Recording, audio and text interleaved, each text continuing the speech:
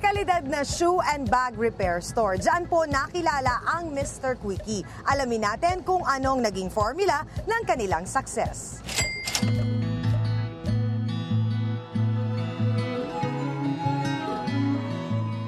Nakilala ang Mr. Quickie sa bilis at tibay ng pagkukumpuni ng mga sirang sapatos at bags.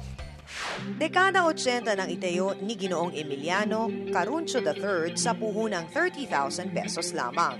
1994 nang makatapos sa kolehiyo ang panganay na si Emiliano IV. Siya na ang nagpatuloy sa negosyong ipinamana ng kanyang ama.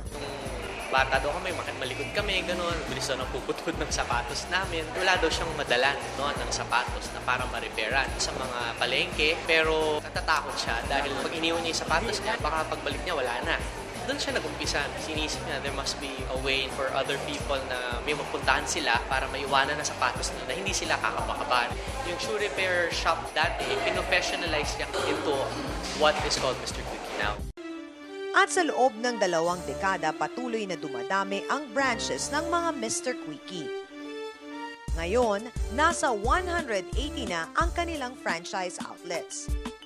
Lahat ng ito ay merong dekalidad at high-tech na makina na wala sa iba. Repair is an alternative to buying a new pair of shoe.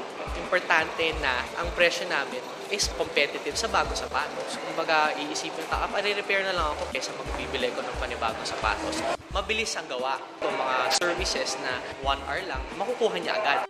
Garantitado yan. Our franchise fee is only around 200,000. Ang nagpapadagdag dito is syempre yung renovation na, tsaka ang makina. Kasi madaming makina to. We have around 5 machines for Mr. Quickie.